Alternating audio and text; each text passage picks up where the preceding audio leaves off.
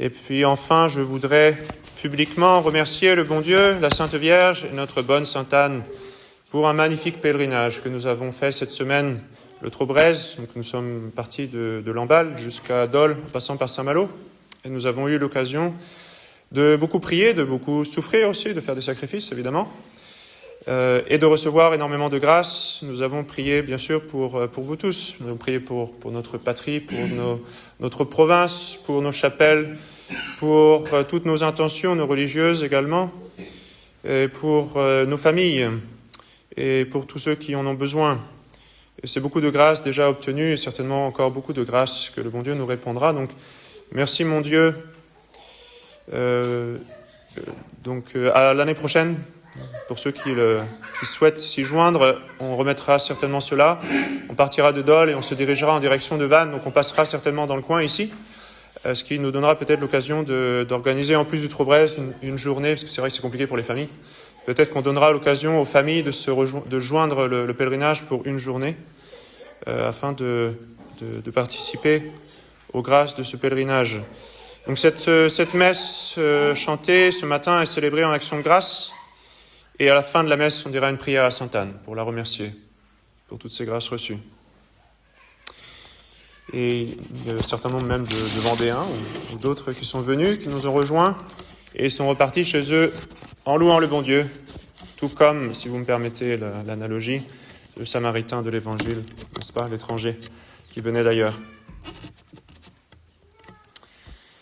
Au nom du Père et du Fils et du Saint-Esprit, ainsi soit-il. Nous avons aujourd'hui l'évangile des 10 lépreux, la guérison des 10 lépreux, qui occupe une place importante dans l'exégèse des Pères de l'Église, qui est très riche à ce sujet. Alors je vais reprendre l'enseignement de quelques-uns pour expliquer cet évangile. Ils sont abordés dans cet évangile le thème de la loi mosaïque, de la grâce, bien sûr la préfiguration de l'Église et des sacrements, et bien sûr, enfin, une leçon morale très importante, l'importance de l'action de grâce. Quand on reçoit des grâces de Dieu, il faut l'en remercier. Donc il y a à la fois des leçons morales, sacramentelles et mystiques dans cet évangile. Ce miracle a lieu sur la route de Jérusalem. Notre Seigneur est à la frontière entre la Galilée et la Samarie, en route pour Jérusalem. Alors ces lépreux symbolisent bien sûr les pécheurs. La lèpre est toujours interprétée comme un symbole du péché et de l'hérésie. Saint Augustin insiste sur la portée symbolique de ce chiffre 10. Donc les 10 lépreux, représentent les péchés commis contre les 10 commandements, et le fait que seuls 9 reviennent pour remercier montre que chez ces 9 en question, il manquait l'amour de Dieu, le commandement le plus important. Donc ils se sont contentés d'une observance littérale de la loi de Moïse, et ils n'ont même pas pensé à remercier leur bienfaiteur. Saint Augustin nous dit « Les 10 lépreux représentent l'humanité entière, infectée par la diversité des péchés et défigurée par l'absence de la grâce divine. La lèpre est cette altération de la vérité dans l'âme, une doctrine vicieuse ou une conduite déréglée qui prive l'homme de l'image de Dieu. En effet, la lèpre se caractérise par le changement de couleur de la chair. Elle figure l'erreur qui dissimule la vérité sous des apparences trompeuses. » Donc pour saint Augustin, le lépreux est l'homme dont l'intelligence est aveuglée par l'hérésie, par l'erreur et aussi par le péché. Quand les actes ne sont plus en harmonie, donc avec la vérité de Dieu. Alors l'Évangile précise que les lépreux s'arrêtèrent à certaines distances. Ils se tinrent à distance de notre Seigneur. Alors cela, ils le faisaient déjà parce que c'était la loi de Moïse. Les lépreux devaient garder une certaine distance avec les passants, et même ils devaient crier, ils devaient prévenir de leur passage, justement pour que les passants soient prévenus que des lépreux s'approchent, afin que les passants puissent se tenir loin d'eux et ne pas être contaminés. Dans cela, bien sûr, il y a un symbole d'une disposition très importante, et saint Jean Chrysostome le souligne en disant « Voyez leur retenue et leur piété, ils ne s'approchent pas brusquement du Christ, ils s'arrêtent au loin, conformément aux prescriptions de la loi qui isolait les lépreux hors du camp, hors de la ville. Mais ils rapprochent leur cœur par la ferveur de leur prière. Ils ne demandent rien de précis, ni la santé, ni la guérison de leurs membres, mais ils jettent ce cri d'abandon Jésus, Maître, ayez pitié de nous. Ils reconnaissent ainsi en lui non un simple prophète, mais le souverain médecin. Donc leurs dispositions sont très bonnes. Ils s'en remettent à la divine providence. Ils ne demandent même pas explicitement leur guérison. Ils demandent uniquement à notre Seigneur d'avoir pitié d'eux. Saint Grégoire le Grand souligne la même leçon de cette démarche de repentir et de conversion en disant « S'arrêter à distance, c'est reconnaître la sainteté du Rédempteur face à la souillure de ses propres fautes.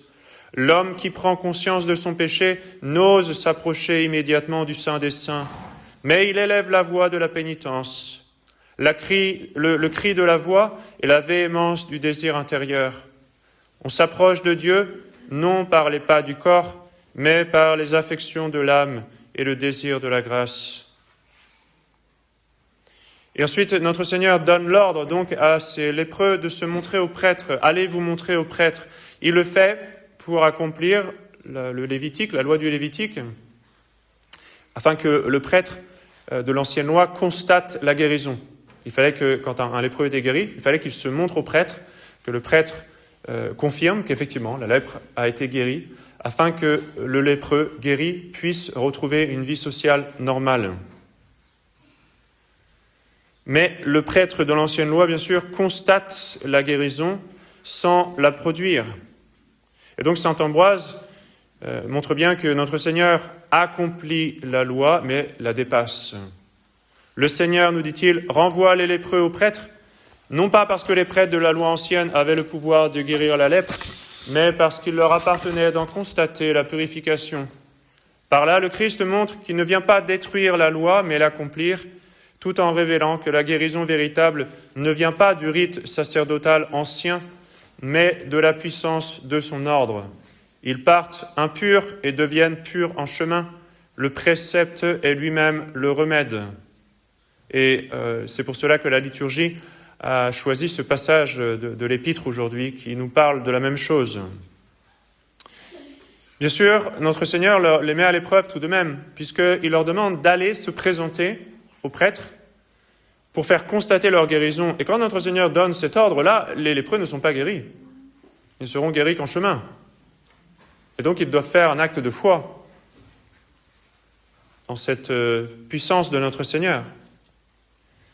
Et saint Augustin souligne l'importance du travail de la grâce divine. Ils sont guéris en chemin, tout comme les pécheurs qui, quand ils recherchent la vérité, en chemin vers la Sainte Église, en chemin vers les sacrements, sont transformés par la grâce de Dieu.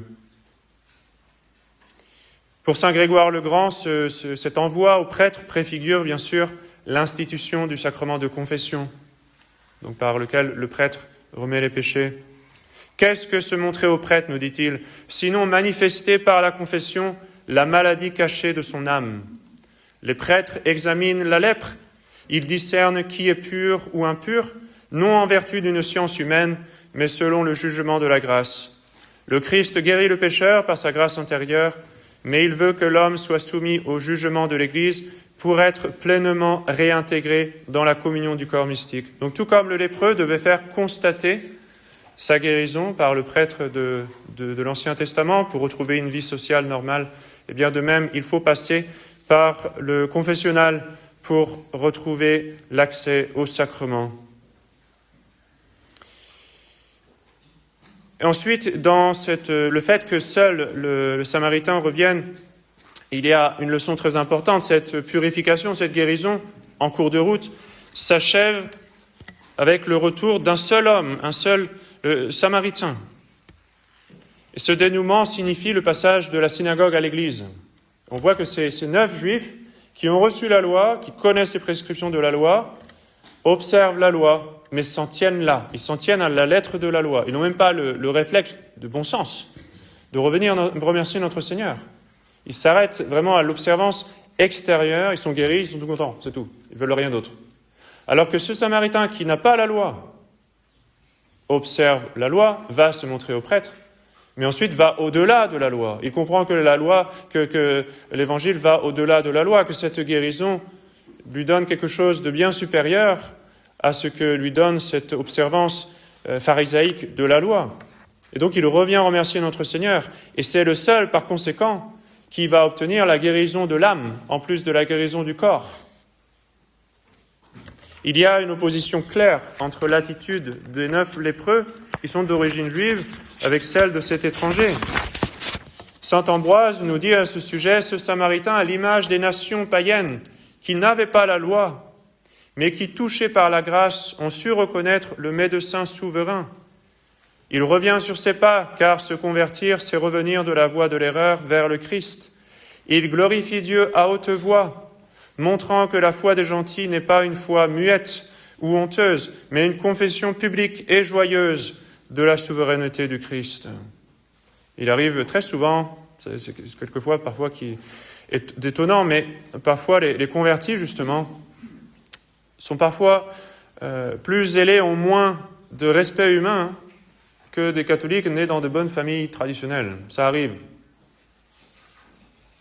Tout comme ce Samaritain qui n'a pas honte de remercier publiquement notre Seigneur de la grâce reçue.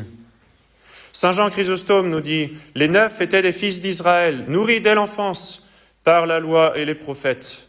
Le seul qui revient est un Samaritain, un étranger exclu des alliances. Quelle confusion pour ceux qui possédaient l'héritage et qui s'en montrent indignes. » Donc évidemment, la leçon morale de la fin de l'Évangile, c'est celle de l'importance de l'action de grâce, de la reconnaissance, de la gratitude.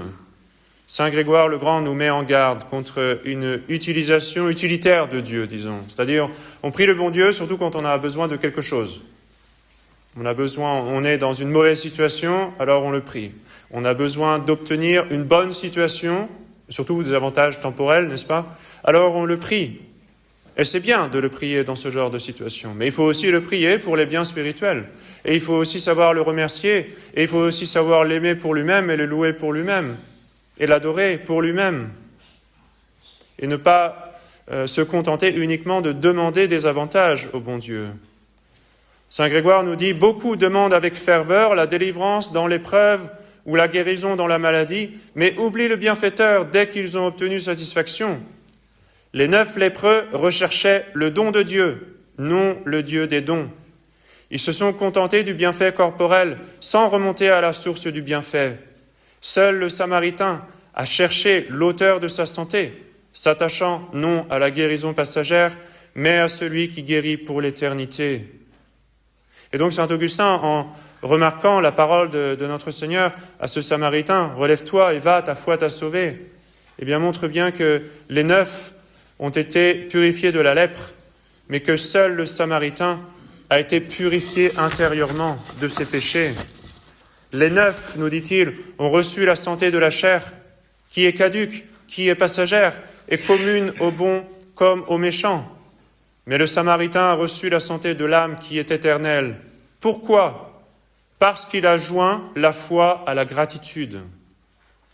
L'ingratitude des 9 a flétri leur bénédiction et rendu stériles leurs membres purifiés, tandis que l'action de grâce du Samaritain a scellé son salut et l'a introduit dans le royaume. Alors pour reprendre rapidement ces différentes leçons, donc souvenez-vous de cette mise en garde de Saint Jean Chrysostome contre le vice de l'ingratitude. Il faut demander humblement, il faut demander avec une prière humble qui se tient éloignée de Dieu par humilité.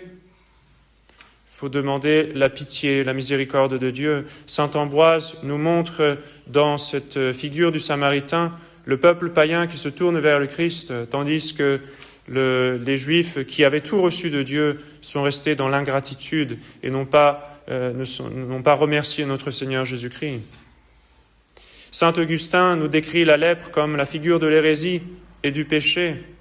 Et la guérison, eh bien, elle est obtenue par l'obéissance. Et bien sûr, la gratitude de ce Samaritain va sceller la réception du salut. Saint Grégoire le Grand nous donne une leçon sacramentale, la confession, qui nous donne le pardon des péchés, est symbolisée par cette présentation au prêtre. Et Saint Grégoire insiste sur cette différence entre chercher le Dieu des dons et les dons de Dieu.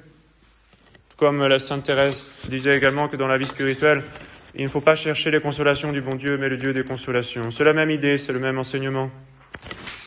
Alors, pour nous encourager à cela, eh bien, je vais terminer en vous donnant un exemple d'un grand saint, Saint François de Paule. Il est peu connu, le pauvre, parce que chaque fois sa fête tombe pendant le temps pascal, donc très souvent elle est éclipsée par les réjouissances de Pâques.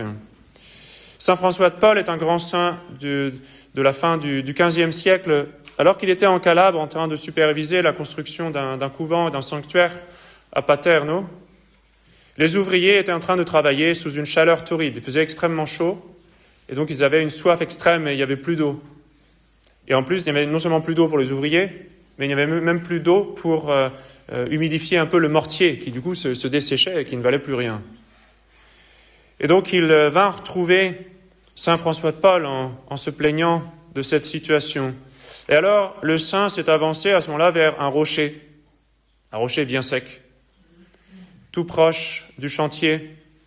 Et Saint François de Paule n'a rien demandé, et il a remercié. Il s'est mis à genoux, il a levé les yeux au ciel et il a béni le bon Dieu de tout son cœur en disant « Béni soyez-vous, mon Seigneur Jésus-Christ, qui nourrissez et rafraîchissez toutes vos créatures. Nous vous rendons grâce pour la peine et pour le travail de ce jour. » Imaginez à ce moment-là les ouvriers, certains certainement devaient faire la grimace un petit peu. Mais après avoir récité cette action de grâce, Saint François de Paule a frappé le rocher avec son bâton. À ce moment-là, il ne s'est encore rien passé.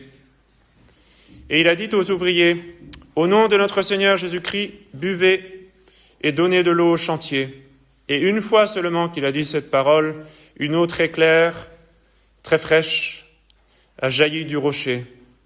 Et alors le saint a averti les ouvriers en disant, et c'est pour nous aussi un avertissement, il les a avertis en disant, « Buvez avec un cœur reconnaissant, car la grâce de Dieu coule pour ceux qui savent lui rendre grâce.